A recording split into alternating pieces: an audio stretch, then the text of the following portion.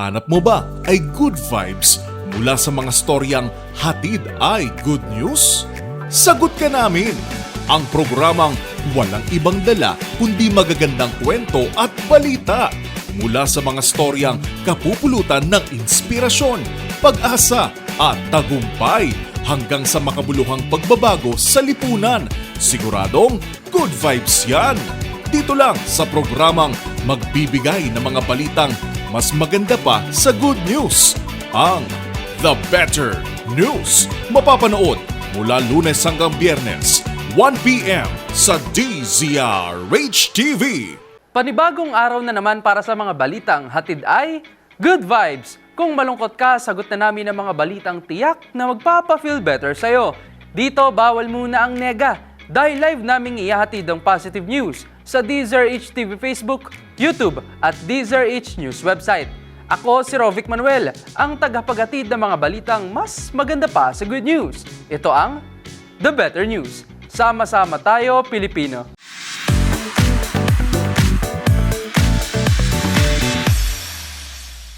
Handa na raw ang gobyerno sa napipintong pagpasok ng panahon ng La Nina o tag-ulan sa bansa simula sa susunod na buwan. Ayon sa Pangulo, pinawi rin ang mga duda sa kakulangan umano ng calamity funds dahil sa naging hagupit ng El Nino ngayong taon. Ang iba pang detalye sa balitang yan, panoorin sa report ni Arnold Herrera. Kasado na ang mga paghahanda ng gobyerno sa napipintong pagpasok ng panahon ng La Nina sa bansa sa mga susunod na buwan. Ito ang tiniyak ni Pangulong Bongbong Marcos sa pagbisita nito kahapon sa Tacloban City para sa pamamahagi ng titulo ng lupa sa Eastern Visayas. Ayon sa Chief Executive, maliban sa mga nakagisnang paghahanda, pinagtutuunan nito ngayon ng pansin ang long-term solution tulad na lang ng construction ng flood control projects. Nakaready naman kami. But of course, in the long term, ang talagang solusyon dyan is yung flood control. Ayusin natin yung flood control, gagawin natin irrigation, mag-iipon tayo ng tubig para pagka naabutan na naman tayo ng tagtuyot, kagaya ngayon, ay meron tayong pagkukuha ng tubig. Naniniwala rin ito na walang kailangan gawin na espesyal dahil kagaya ng El Nino, ang La Nina rin ay isang natural phenomenon na bahagi na talaga ng ating buhay. Gayunman, tiniyak ng Pangulo na may sapat na pondo ang gobyerno para maghatid ng tulong pinansyal sa mga maaapektuhan nito. Sa tala ng Department of Budget and Management noong April 24, nasa halos 5 bilyong piso pa lamang mula sa higit 20 billion pesos ang nagagamit mula sa Calamity Fund na inilaan ng gobyerno para sa epekto ng El Nino sa bansa ngayong 2024. Batay naman sa ulat ng Pag-asa nitong Mayo, nasa 60% ang tsansa na magsisimula na ang La Nina sa susunod na buwan at kaakibat nito ang pagdami ng mga bagyong papasok sa loob ng bansa. Para sa MBC TV Network News, ito si Arnold Herrera. Sama-sama tayo, Pilipino.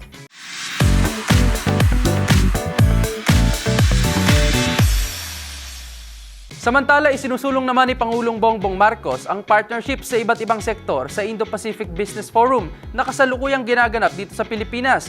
Sa kanyang opening speech, ibinida ng Pangulo ang outstanding economic performance ng Pilipinas na pinaniniwalaang tuloy-tuloy na lalago sa pagpasok ng foreign investors.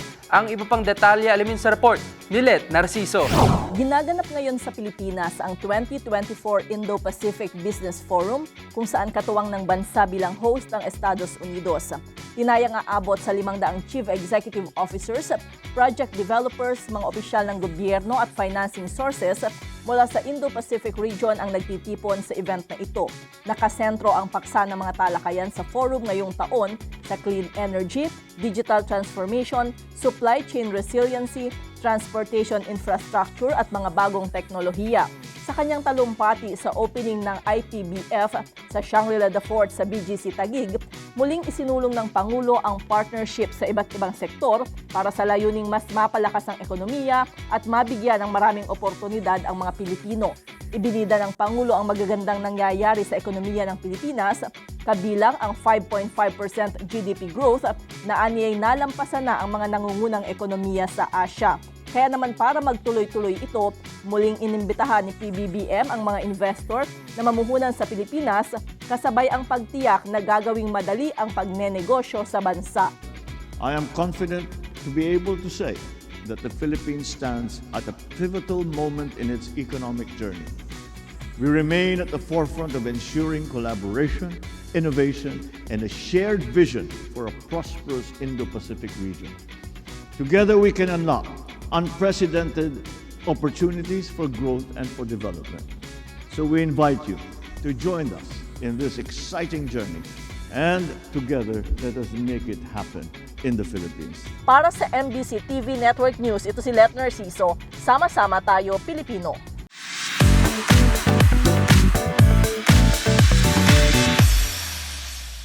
Sa ibang balita, bumisita naman sa bansa ang 3 barko ng Indian Navy na isa sa itinuturing na pinakamalaking hukbong dagat sa buong mundo. Ang iba pang detalye tutukan sa report na ito. Dumaong na sa Maynila ang 3 barko ng Indian Navy na isa sa mga pinakamalalaking hukbong dagat sa buong mundo. Mananatili para sa goodwill visit hanggang bukas ang Indian Navy vessels Delhi, Shakti at Kiltan na parte ng Eastern Fleet of the Indian Navy. Ayon kay Indian Navy Eastern Fleet Flag Officer and Command Rear Admiral Rajesh Dankar, iisang interes ng Pilipinas at kanyang bansa para panatilihin ang kapayapaan sa Indo-Pacific region.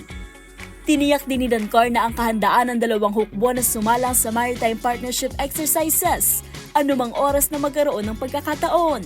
Tampok naman sa regular na goodwill visit na ito ng India ang ilang friendly games, tours, subject matter expert exchanges, maging ang isang passing exercise. Matatanda ang una ng sinabi ni Defense Secretary Gilbert Teodoro na bukas ang Pilipinas na magsagawa ng mga karagdagang pang maritime cooperative activity bilang bahagi ng Comprehensive Archipelagic Defense Concept ng bansa. Para sa DZRH TV, ito si Mili Borjas, Sama-sama Tayo, Pilipino.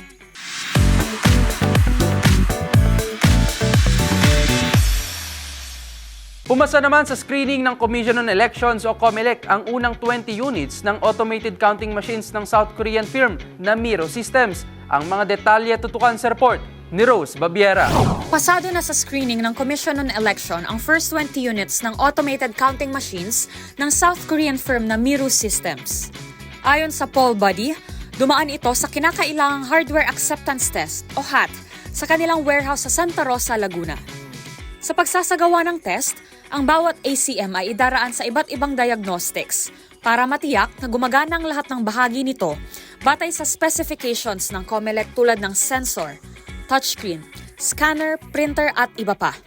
Samantala, 3 sa tested na ACM units ay isinalang naman sa isang end-to-end demonstration sa harap ng mga miyembro ng kapisanan ng mga broadcaster ng Pilipinas. Matatanda ang Miro ang nanalo ng 18 bilyong pisong kontrata para sa full automation system with transparency audit count o fast track na gagamitin ng COMELEC sa 2025 midterm national and local elections. Sa ilalim ng nabanggit na kasunduan, gagamitin ng COMELEC ang nasa 110,000 na ACM mula sa kumpanya ng Miro. Para sa DZRH TV, ito si Rose Babiera. Sama-sama tayo, Pilipino.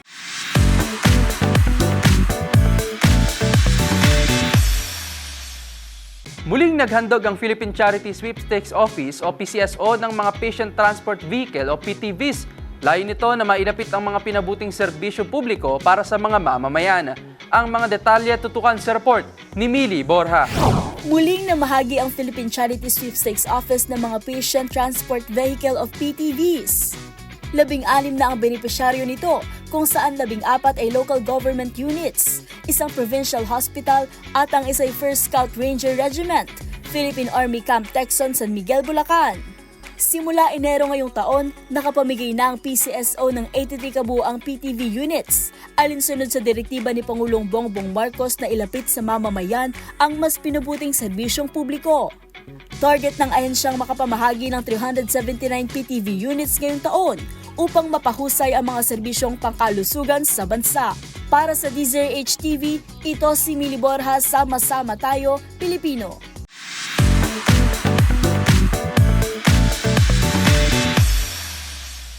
Maaari nang kumunik sa internet ng libre ang mga dumagat community sa Bulacan. Ito ay matapos na magbigay ang DICT ng access sa Wi-Fi sa mga residente sa isang sitio sa Bulacan. Ang mga detalye sa balitang yan, tutukan sa report ni Angelica Cosme. The better news sa mga residente ng Dumagat Community sa North Zagaray, Bulacan dahil maaari na kayong kumonect sa internet nang hindi na kailangang umalis sa lugar. Ito ay makaraang magbigay ang Department of Information and Communication Technology ng libreng internet connectivity sa mga residente ng Sitio Manalo, Barangay San Lorenzo.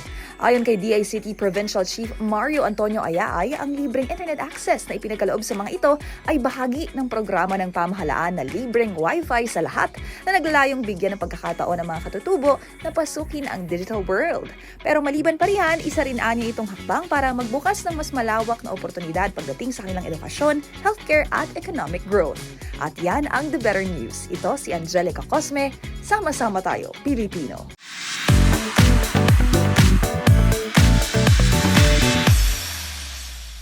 Ginawaran naman ng outstanding Filipino physician si Quezon Governor Helen Tan sa ginanap na 33rd Jose P. Rizal Memorial Award, Philippine Medical Association. Ang mga detalye tutukan sa report ni Arnold Herrera. Ginawaran ng parangal bilang Outstanding Filipino Physician si Quezon Governor Helen Tan sa 33rd Jose P. Rizal Memorial Award, Philippine Medical Association. Ang pagkilala kay Tan ay ginanap sa SMX Convention Center sa Clark, Pampanga, kung saan nagsilbing Board of Judges sina Dr. Kenneth Ronquillo bilang chairman, Dr. Eleanor Almoro at Dr. Israel Francis Pargas bilang mga miyembro. Kabilang sa tumanggap ng award para sa Government Service category ay ang mga doktor na nagtataglay ng kakayahan na magserbisyo at magbigay ng commitment sa komunidad at bansa. Inihalin tulad si Governor Tan sa legacy ni Dr. Jose Rizal na hindi lang magaling na doktor kundi kilala rin sa magkakaibang larangan at nagbigay na mahabang panahon ng natatanging serbisyo, innovation at malasakit. Dahil sa pagsisikap ni Governor Tan, nagkaroon ng progreso at innovation ang healthcare sa lalawigan, nagsilbing pioneer at model ng universal healthcare. Naging mahusay din siya sa collaboration at pag-mobilize ng resources para masiguro na prioridad niya ang pag-aalaga sa mga pasyente at partikular siyang nakatutok sa pagsisilbi sa mga nangangailangan. Para sa DZRH TV, ito si Arnold Herrera. Sama-sama tayo, Pilipino.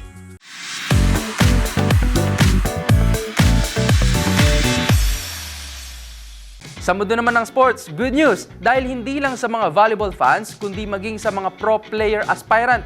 Bubuksan kasi ng Premier Volleyball League ang kauna-unahan nitong rookie draft sa Hulyo. Ang mga detalye sa mundo ng sports, ihahatid ni Millie Borja. Isang makasaysayang pangyayari ang inaabangan sa Premier Volleyball League dahil bubuksan ng nasabing liga ang kauna-unahan nitong rookie draft sa July 6. Magkakaroon ng mga manlalarong hindi pa sumasabak sa PVL ng tsansang mapili ng 12 PVL teams. Ang proseso ng draft ay gagawin sa pamamagitan ng isang lottery at reverse ranking para malaman ang pagkakasunod-sunod ng seleksyon. Ibig sabihin, ang bottom 4 teams mula sa All-Filipino Conference ay may tsansang pumili ng top seed sa unang round. Ang last seeded team sa nagdaang conference na Strong Group ay may 40% tsansa na masecure ang unang pick sa lottery. Isa sa layunin ng nasabing draft ay maiwasan ang bidding wars sa pagitan ng mga squad at para na rin sa patas na acquisition process ng mga manlalaro. Para sa mga interesadong magpa-draft, dapat ay nasa edad 21 years old na ang manlalaro pagdating ng December 31, 2024. At para sa mga nagtatanong, hindi kinakailangan ng collegiate playing experience, maging academic qualifications. Para sa foreign Filipino applicants, kailangang magpasa ng Philippine passport bago ang deadline of submission na May 31. Narito sa inyong screen ang ilan pang mahalagang petsa para sa PVL Rookie Draft. Lahat ng applicants ay kinakailangang fill up ng online form na makikita sa pvl.ph/draft. At lahat ng additional requirements at documents ay ipapadala sa draft@pvl.ph. At yun ang mga latest updates sa mundo ng sports. Para sa DZRH TV, ito si Millie Borja, sama-sama tayo, Pilipino.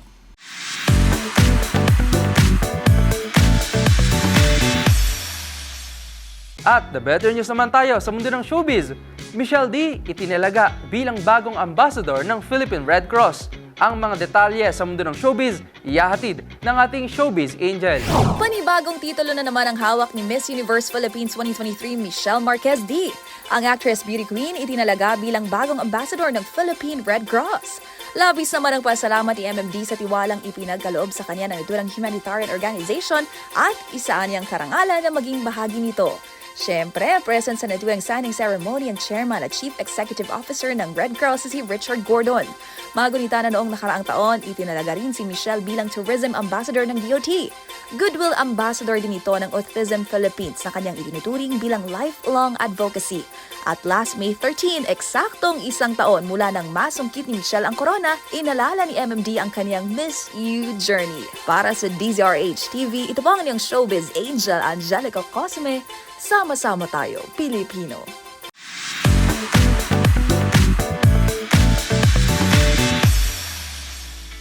At yan ang mga balita at impormasyon na dapat nyong malaman at masarap sa pakiramdam. Naway na pa-feel better namin kayo sa mga balitang inihatid namin ngayong araw. Hanggang sa susunod po na episode, tutukan nyo uli kami para malaman nyo ang mga balitang hatid ay Good Vibes. Para naman sa ating mga live streamers sa website, kung may gusto ko yung i-share na nakaka-good vibes din, i-comment nyo na yan sa ating comment section. Tandaan, laging mas maganda ang mga araw. Laging mas maganda ang mood sa pagharap sa buhay. Kung alam mo ang The Better News. Para sa DZRH TV, ito si Rovic Manuel. Sama-sama tayo, Pilipino.